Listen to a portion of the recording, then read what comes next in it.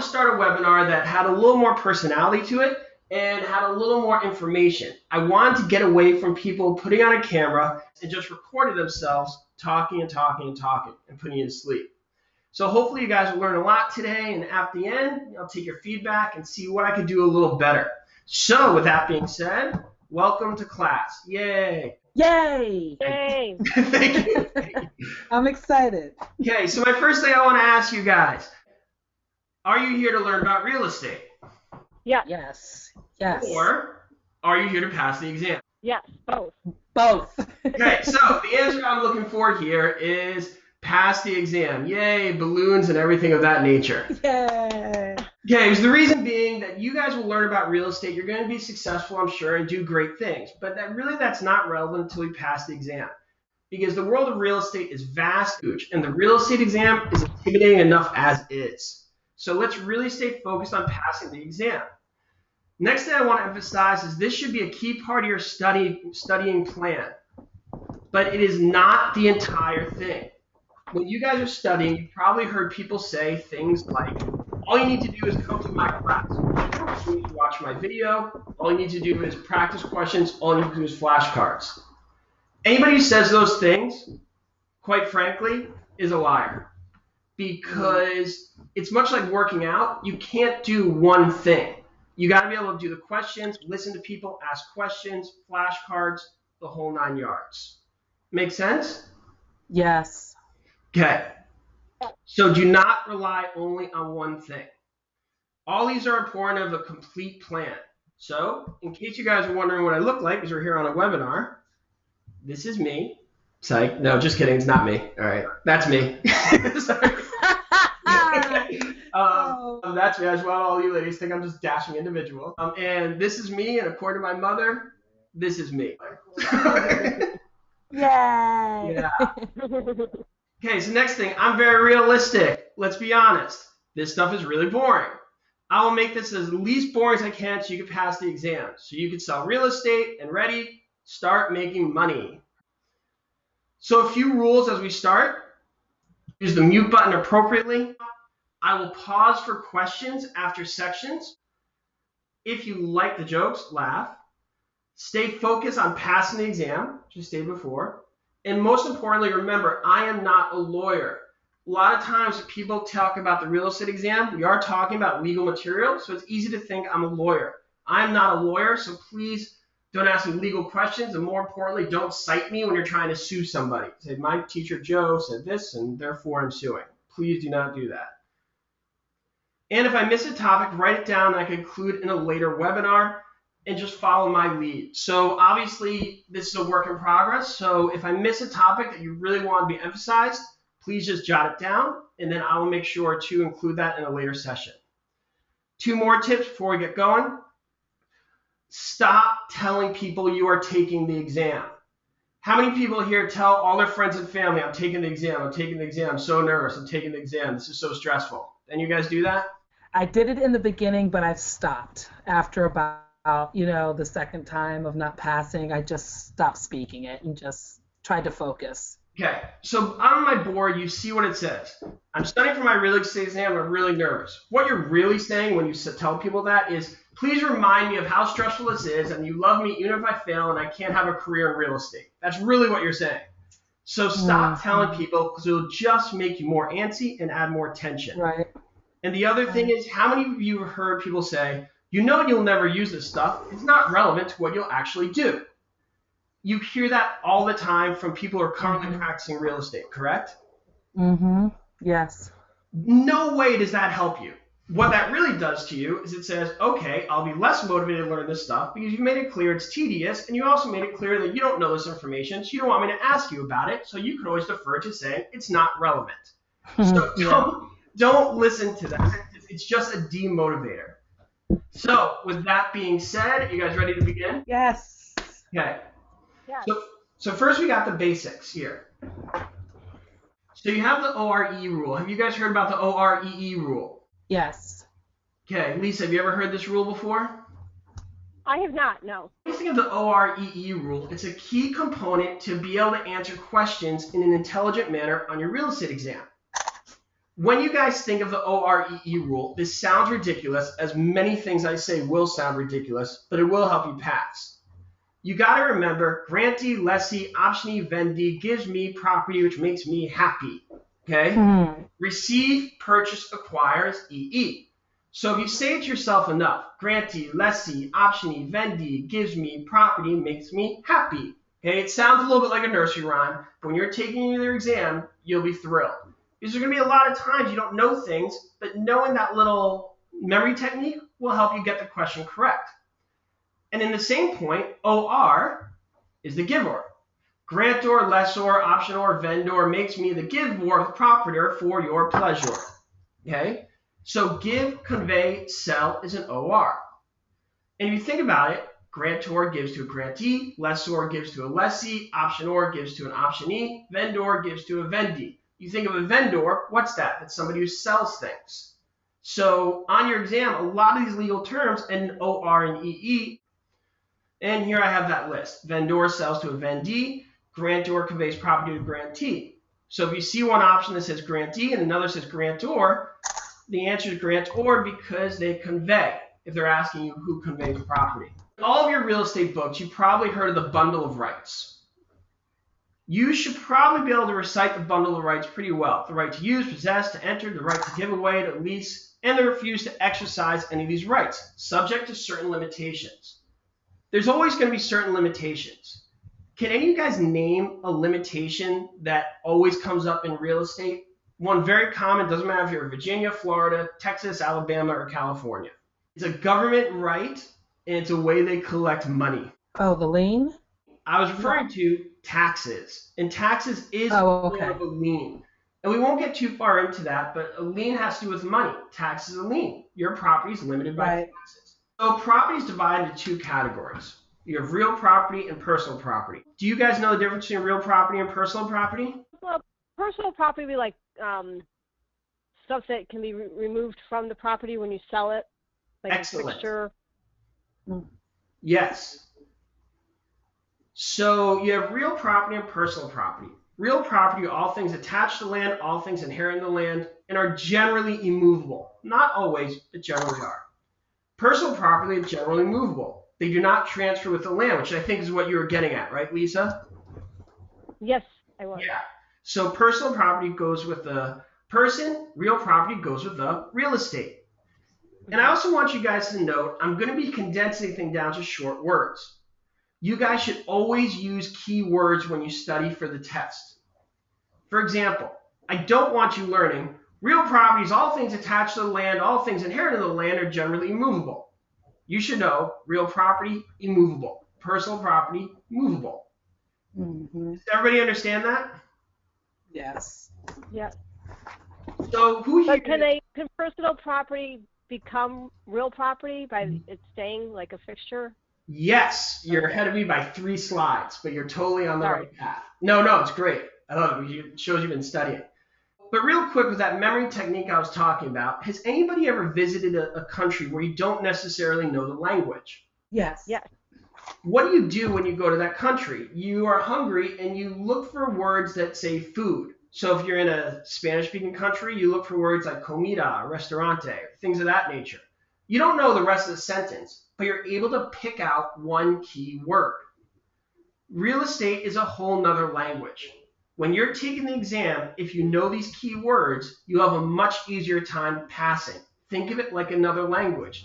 That's why people whose English is not their first language are be able to pass this exam because they're very well practiced in this idea of picking up key words. Real property, immovable. Personal property, movable. So throughout this presentation, you're going to hear me pull out key words, and maybe you want to jot those down because it's really going to help you remember rather than trying to remember whole sentences, which can get confusing when you're taking long situational questions. All right, this is one of Pamela's favorite analogies, right, Pamela? Yes. Okay, when you hear personal property, sometimes you'll hear the word chattel or personalty. That can get very confusing. Key words. Think of the word cattle. Personal property, property, chattel. Chattel sounds like cattle. Cattle sounds like cows. Cows are movable. It may sound ridiculous and you may be really embarrassed, but when you're taking the exam and you think cattle, cattle, cows, move. You're going to be saying, oh, thank God I met that guy. Totally great. You know? I mean, you're like, that guy's just on it right there. Everybody looking at you as you're going, move. But I'm telling you, it helps. These stupid little memory techniques is what's going to get you past the exam. So just remember, chattel, cattle, cows, move. Okay, so here I got a sample question for you guys. Okay, so what I would try to do is I can't do a whole lot of questions, because if we went through every single question, we would spend the entire time going through questions. And frankly, that's something you guys should be doing on your own. This is a good opportunity for me to explain things, put it in context. But every once in a while, I want to take a question, and I want you to see how what I just spoke about works into a typical question. So don't be afraid to yell it out or type it in the chat. Personal property can never, what do you guys think the answer is with this one? So just I'm going to say D. D. Lisa, what do you think? D. Okay. Anthony, or any of my friends here in chat? So D. Okay. Can never become real property, become hypothecated, become alienated. They can do all those things. Real property, we're going to talk about a fixture, like you said. It can be a hypothecated, which generally means you guess its value. And it can be alienated, which means you could give it away. So all of those can be done. Can you take out a loan against personal property? Yeah. Okay. So then generally when they say hypothecated, they're talking about a lender who's guessing the value. That's good. Okay. So next we have a pertinence. So pertinence are things that go with the land. When people talk about this stuff not being relevant to what you're actually going to do, well, they gotta look at their real estate contracts a little more. Because when you look at your contract, you do talk about things that are pertinent, fixtures. So it could be a barn to a house, easement on land. Fixtures are pertinent because all these things pass the land upon sale. So when you buy a house, what is something that you think is usually pertinent to that house? Maybe a fence? A fence, that could be a good one, right? So the fence would be a pertinent. And anything that's included. And remember, all this is stated in your contract when you pay a purchase contract. Right. Okay, the other thing Lisa brought up was this fixture. Okay, a fixture is something that is personal property that becomes real property. In essence, it is incorporated into the land. Okay, that is the easiest way to remember it. Personal property becomes real property. So let's look at something like a tree. A tree in your backyard. Does that go with a house? Yes. Yeah, I agree with Lisa. I'd say yes. Okay. Would you say that tree is appurtenant? Say yes. Everybody say yes. Yeah. Yes. Yes. Because it came with the land, right? It's exactly. Part of the land. Okay. And it could be a part of the agreement, I guess. So in essence, it's real property. But if you cut that tree down, now it's personal property. But if you turn that tree, that wood, into a fence, guess what? It's real property. So essentially, real property can become personal property, and personal property can become real property, and you can keep going like that over and over again. Right. All right. So, Maria. How many people love that song? Maria. Are any other children of the 80s here? Or am I the only child of the 80s here? Oh, no. I'm an 80s girl. All right, good. The rest of you, she was awesome. So, Maria is important for your real estate exam. Blondie. Yeah. Maria, I haven't seen her. So, why is Maria important? This is what I'd like you guys to do. I would like you guys, if you can, type in the chat what Maria stands for, if you can. So, let's see if you guys do this. And don't be afraid to try. Please really try to just get it wrong or do whatever you can.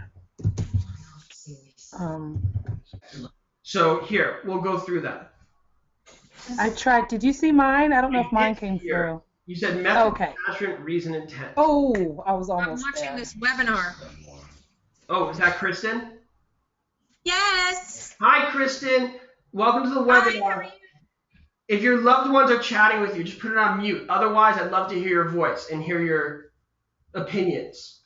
Okay, great. Okay, Let me find it. Okay, so we have Maria. which stands for method, adaptability, relationship, intention, and agreement. You guys got to know that. Method, adaptability, relationship, intention, agreement. The most important one out of those is obviously agreement. On most purchase contracts, if you look at the second page, it says, what is a fixture? And that's when you put in, when you buy a house, you say, you know what, I'd like the stove, I'd like the refrigerator, whatever it is you'd like to agree upon. You're talking about what is a fixture and what is not a fixture. Going back to my annoyance to people who say, none of this stuff is relevant. It's difficult for me to prove that all of it's relevant, but some of it's easier than others. And a fixture is something when you buy a house, you typically write in that contract. You probably don't remember it as a fixture. You probably remember it as just that thing you wrote in because you wanted it, right? That's probably more likely. So you have method. So I tried to make a picture of a light here that you attach into the roof. So if it's bolted in, it's fixture, real property. Adaptability. So you have a pool covering. Let me ask you guys this. Is a pool covering movable? Yes. Yes. Is it real or personal property, though? Personal? So it would be logical to answer personal. However, it's real property because it's adapted to that pool. If we take off that pool covering, could it apply to another pool? Not necessarily. It goes with that pool. So therefore, it's adapted to that property. Other examples would be blinds for a window is another one, where even though it's movable, it's specifically built or adapted to that property, thereby making it a fixture. Right. Okay. So then you have relationship, intention, why it's there, and the last one, agreement. Okay, so just remember, method, adaptability, relationship, intention, and agreement. And then you have a fixture. All right. Now, as I explained this whole thing about a fixture, we got it, and then I throw this curveball with you, a trade fixture. Who knows what a trade fixture is? Anybody? A trade fixture is an object that, I guess, an object that was installed for the business but would need to be removed once the lease is up. Excellent. Okay. I believe something.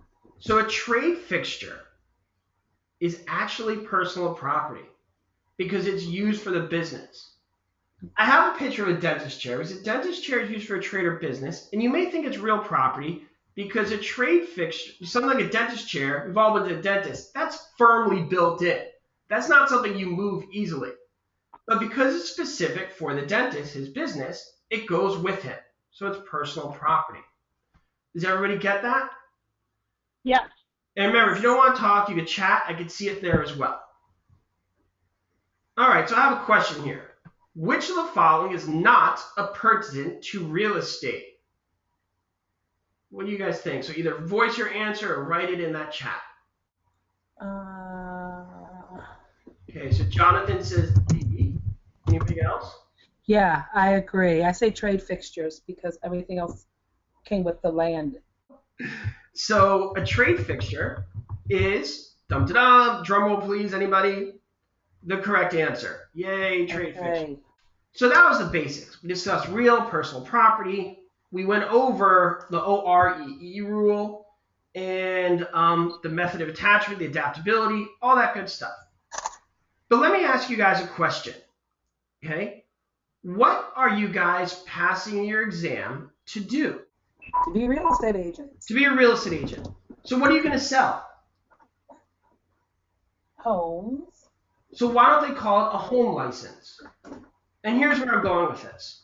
You don't call it a house license. You don't call it a home license. You call it a real estate license. What did we learn the word real means? Unmovable. Immovable. So we learned real is Immovable. immovable. Estate is a degree of ownership.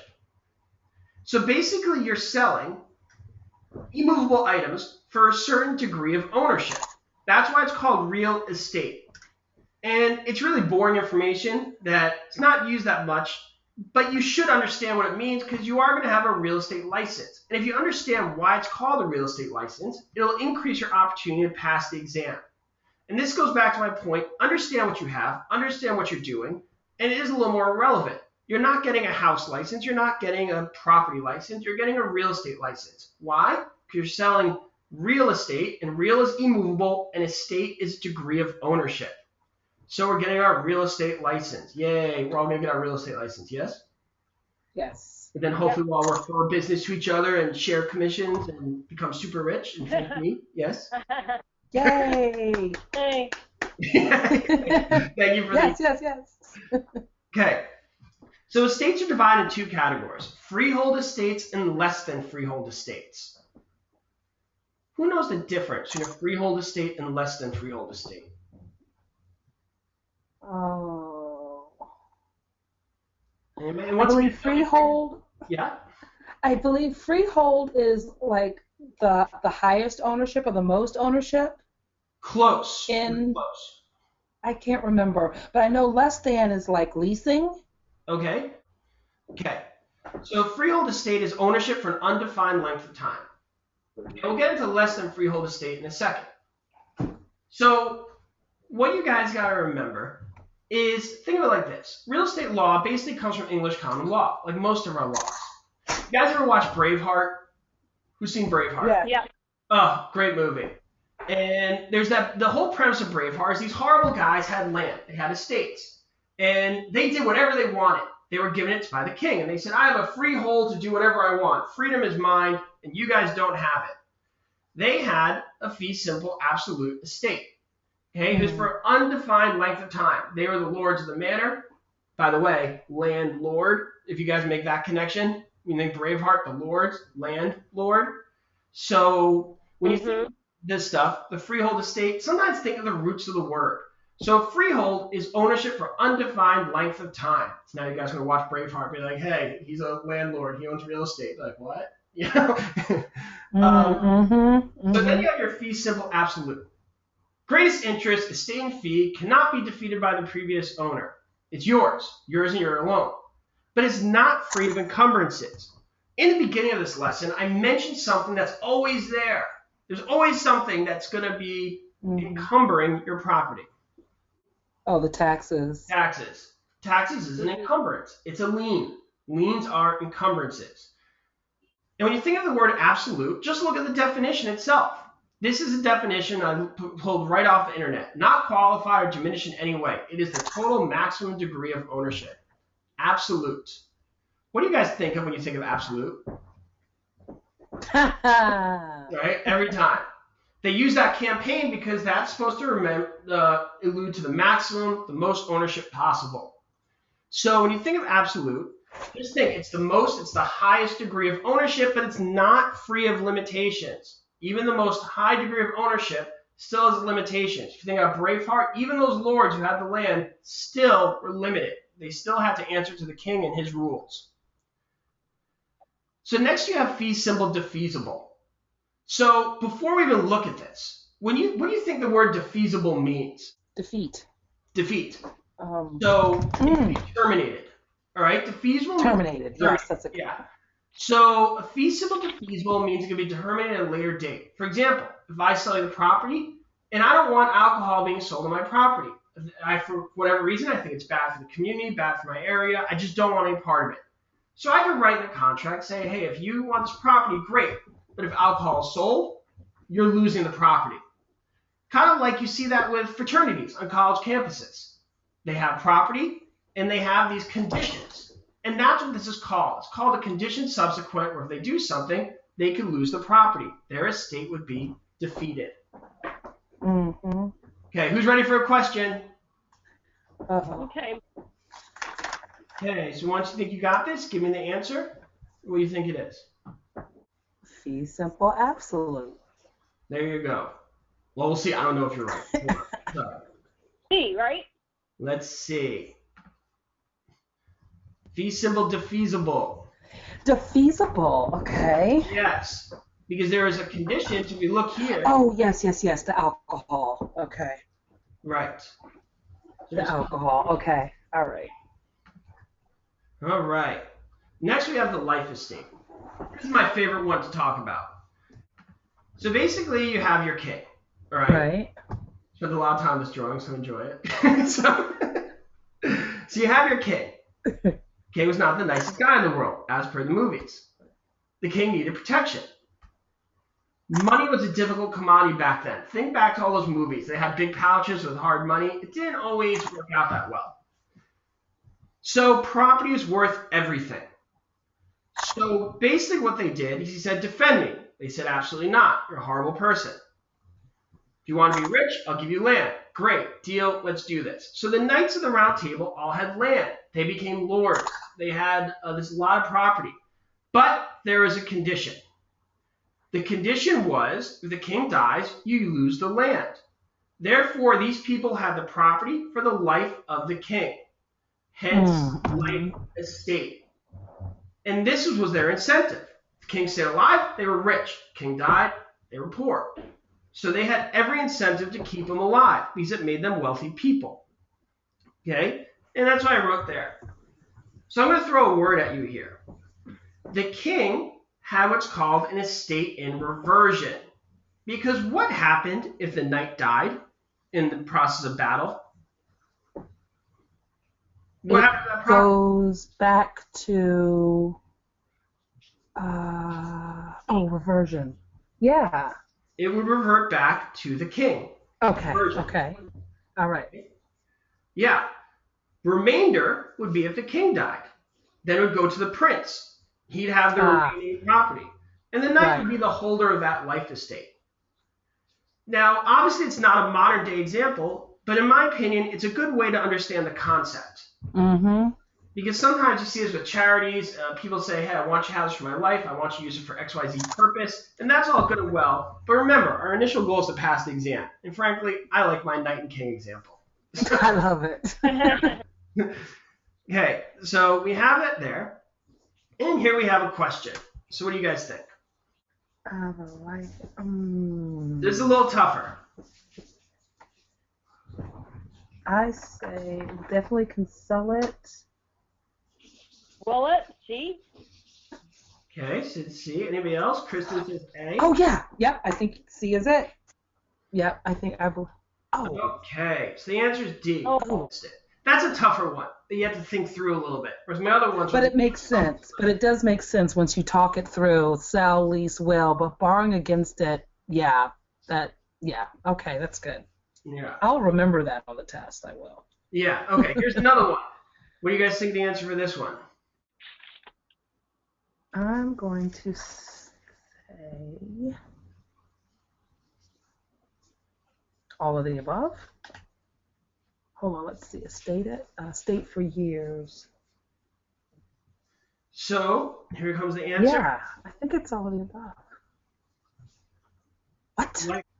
Okay. Remember, a lease is leases, and we haven't talked about estate for years. Yeah. Okay, so the freehold estate is a life estate. The different types of freehold estates we've talked about so far are the fee simple absolute, the fee simple defeasible, and the life estate. Which brings me to less than freehold estates. Okay. An estate held by someone who rents or leases property. So what two words can you pull out of this to help you remember this concept?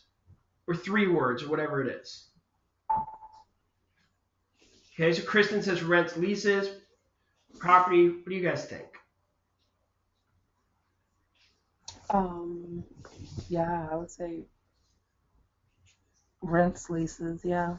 So I went like this to help me remember when I took my that's good. students I've helped. Less lease. And I said to myself, you get less money for a lease. Okay? So it helped me remember less than freehold estates or leases. Mm-hmm. So you have different types of leases. Estate for years, periodic tenancy, estate at will, estate at sufferance.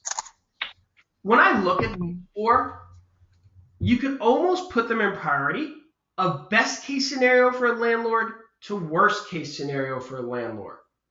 And if you understand which these are, which you will in the next 10 minutes, you'd understand why I say this is going from best to worst case scenario. So an estate for years is for a fixed period of time. You do not want to get caught up with the term years. Use the term years as a connotation of time. It's a fixed period of time. So 6 months is estate for years. July 2nd to October 3rd is estate for years. So a great example of an estate for years is a summer rental.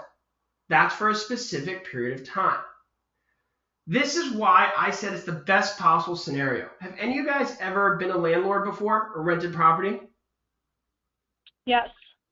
So a great scenario for a landlord is knowing when your tenants are going to leave, because you could already plan for the next tenant. So in a estate for years, even if it's for 6 months, you could already look for a new tenant, whereas other ones, you got to wait for the tenant to give you notice. And that's why I said this is the best case scenario. So if you rent a property for the summer, you know Labor Day, you'll be able to find somebody new. Okay, so I got a question for this. What do you guys think the answer is to this one here? Estate for years? Yes. Awesome. Pamela, did I lose you? That was Dawn. I mean, I'm sorry. I had to mute up for a second, but I'm right here. Okay, good. Oh no, Pam's here. I'm here. I was just that's kind of sometimes my struggle. I have to like really read it and then read it again, and but I guess the key word is definite duration. Yes. So Once you see that definite duration, look for a for sure. Right. Okay. Good. Okay, so here's the next one. Estate for years? Yes. So I'm thinking periodic. Is it a estate for years? Okay. So as you can see with this, I'm not really quizzing you because I just followed up with the previous slide, as much as I'm more trying to show you the concept I talk about in the form of question that you might actually. Right. So that's more my goal with this. Okay, next you have periodic tenancy. Lisa, you said you rent property, right? I do. I just have, one condo, that's all. Yeah, so this is a little more typical to what you're used to, a periodic tenancy. Because you rent on a month-to-month basis, correct? Yes. So that means month to month. Now, it could be week to week, year to year, but most people go month to month. This is your standard lease. Proper notice must be given probably a month in advance. That's a periodic tenancy. It's from period to period, if you want to think of it like that. Okay, so the answer to this one would logically be, everybody? Periodic tenancy. Yes. There you go. Yeah. Yeah, I can feel I'm losing some of you. So after this, we're going to do leases, and then we'll wind this up for today. So just bear with me for this last part. So this is good. Now this is good. So periodic, it makes sense. Okay, good. Okay. Now, a state at will is pretty horrible, and frankly, not legal in a lot of areas. But they still ask about it on exams. It means at any moment I could say I'm out of here, and any moment you could kick me out. It can be terminated at any time. Remember, I told you guys we're going for best to worst. Estate for years, periodic tenancy, estate at will, which means you can go at any time. But let me ask you guys something. What could be worse for a landlord than somebody leaving at any moment? Nothing could be worse. I'll tell you what could be worse. Them not leaving at all. Oh, wow. Estate at sufferance. Which means you want them to leave, but they don't leave. Oh, wow. Yeah. In layman's terms, I think we use the word deadbeat tenant, you know? Yeah. Somebody does not pay rent. This is not a form of trespass. They're in the right possession at a point. The landlord have to evict them according to the local laws and customs. That is the worst case scenario, is they just stay there past the time of the lease. Okay. Using the name of my brother for the deadbeat tenant. Sorry. Okay, so what do you guys think the answer is here? Yeah, estate and sufferance. Mm-hmm. Okay, and once again, I more want you to see the explanation I gave in the context of a question. Mm-hmm. See how it looks, and it's a little longer. They'll give a description. You see it says property without consent. Once you see that, then you know what it is. Okay, I got another question for you guys. A life. Anybody? Take your best guess.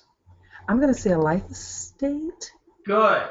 Just remember. Because, I'm just kind of, they're all. Yeah, those are all the ones we just went over. So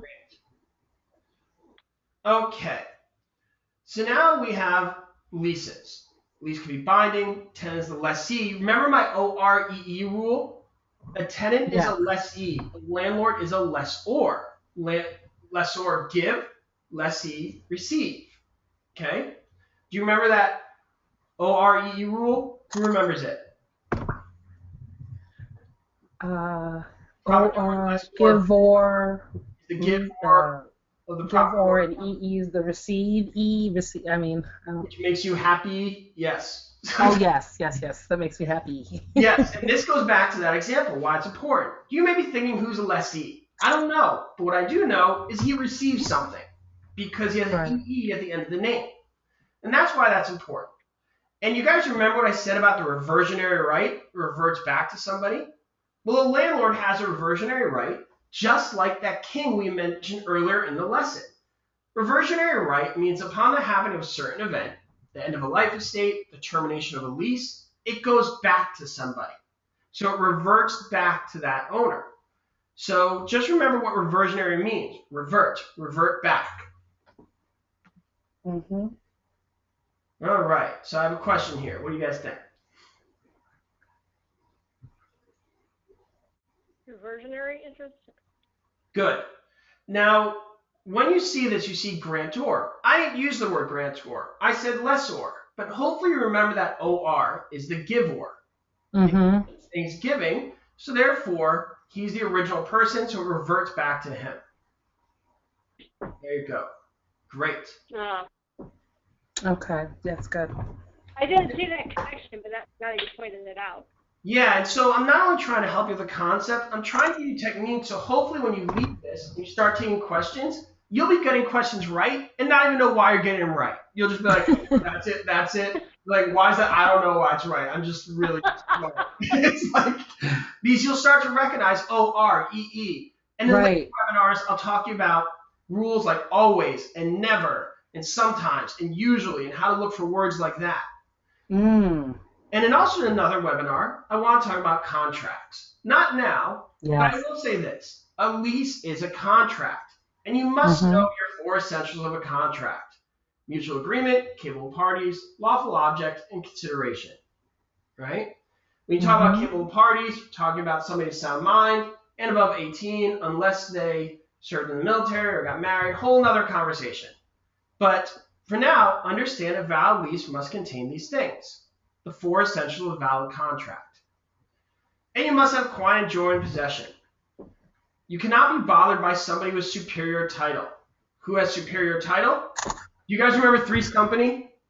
Yes. You remember that guy?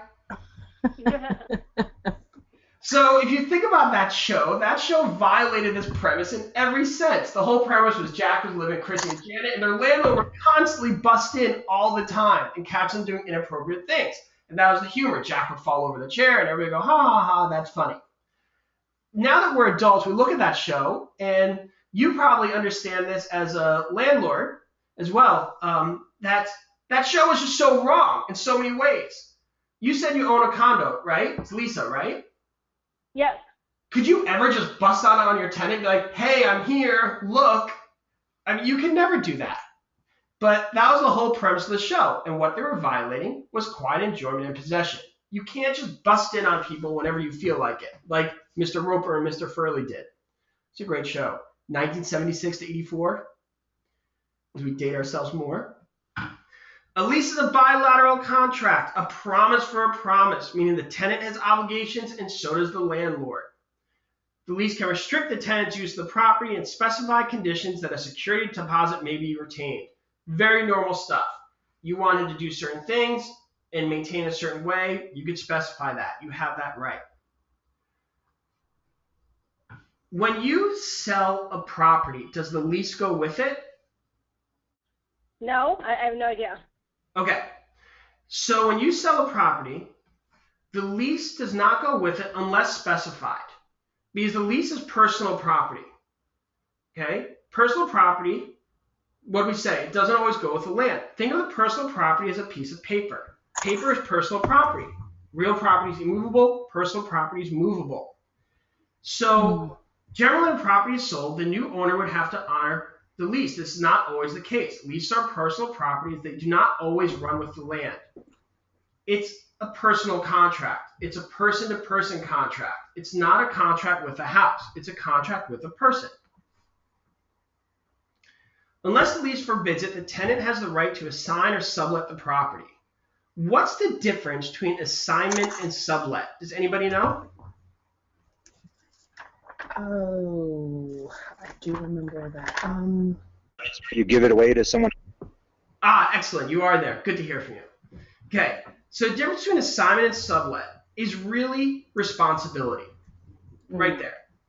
Okay. So when you assign a contract, I wipe my hand clean of it. If I sublet a property, I may not be there anymore, but I still answer to that landlord. I am still responsible. Okay, that's the fundamental difference between assignment and sublet. Okay. All right, here we have a question. What do you guys think? I guess permission. Okay, anybody else? See, I mean, I don't know. I'm thinking just permission, just because there was no mention of it in the original lease. I don't know. Okay, let's look. Ooh. Okay, so may sublease or assign. All right. So still can do that though, without it being mentioned in the lease. Right. So there is no mention. You could sublet or assign. You could assign. Okay. This is a tricky one because typically leases do mention that. In a standard lease agreement, if you get a lease agreement from Kinko's, it will mention that. That's why people are thrown off by that. Because your standard lease agreement says just that you can't sublease or assign. But if there's no mention, you could sublease or assign the lease. Okay. Constructive eviction, the landlord either does something or fails to do something his legal duty to do, such as not turn on the heat or not make the water functional. You're basically getting evicted without getting evicted. It becomes unlivable. Mm-hmm. Different lease arrangements: a gross lease, a net lease, a lease option, and a percentage lease. Gross lease is what you normally see. The tenant pays a fixed amount. The landlord pays taxes, repairs, operating expenses, and things of that nature. Okay? So what's the answer here? What do you guys think? Gross. Gross. Wait, what type of lease requires a leasing to pay a flat? Yeah, gross. Good. Excellent. A net lease, tax, insurance, maintenance. The tenant pays for those. That's common with the business, often referred to as net lease. Okay, so what do you think the answer is here? That would be net. Yep. Percentage lease is when you have in shopping centers where I will pay a percentage of my revenue to the landlord. Wow. Okay, so what's the answer here? What do you guys think? That would be percentage. So it would be D, I believe, percentage. And so they're really giving them a percentage of their monthly, sales. Wow, Yes. okay. Yes, and you see that a lot with retail shopping centers or outdoor malls. Yeah, I could see like maybe a Walmart that's bringing in the bucks. Yes. Okay, and the last concept of the day is a lease option. A lease option means you lease it to me, and I have the option to purchase at a later date. You will sometimes see this if you want me to buy the house, but I can't afford it right now. So you'll let me live there right now, and I will pay, let's say, $5,000 a month, just hypothetically. Well, at the end of the year, I just gave you $60,000. That $60,000 can now be the down payment on the house. Now I have the option to buy. If I don't buy, I lose the $60,000. If I do buy, that $60,000 goes towards the house. Therefore, it's a lease option. That's why it says the buyer tenant of the property would be the option E, because I received an option. So that's that. And I hope you guys practice with my questions on real estate today. Yeah, it was awesome. It was really, really good. No, I just had like a quick flashback to when I had to take, my 60 hours prior to the PSI exam. And although, the instructor was great, it was just so quick, so much material to learn in 60 hours, really. And there was a lot of, just really quick. And so now it's finally starting to stick. And I think what you're doing is you're helping me with the why, You know, like once I get the why, then it really sticks. Like versus just memorizing, if you will. So now it's starting to. I have the why, which makes it easier. So I love what you're doing. Thank you so much. Great. Okay, so I'm going to let you guys go, but by all means, give me feedback, and if you liked what I did, please post positive comments on Facebook. I can always use the positive feedback. And other than that, I'm going to set up another one soon, and I'll inform you guys of the next time I do it again. All right. Absolutely. I'll go to Facebook and post just right. So just put a post. I can just refer back to tonight's webinar. Yeah, and just say, Joe, you're wonderful, handsome, awesome, and tremendous things. And just all great things. And, you know, I was stupid before, now I'm a genius. Amazing. I just looked at the screen and I became smarter. So, absolutely. No, it'd be my pleasure to give some feedback for sure. okay. All right. Well, thanks, guys. Keep in touch, and I'll do this again soon. Thank you, Joseph. Have a good evening. All right. Good night. All right. Bye-bye.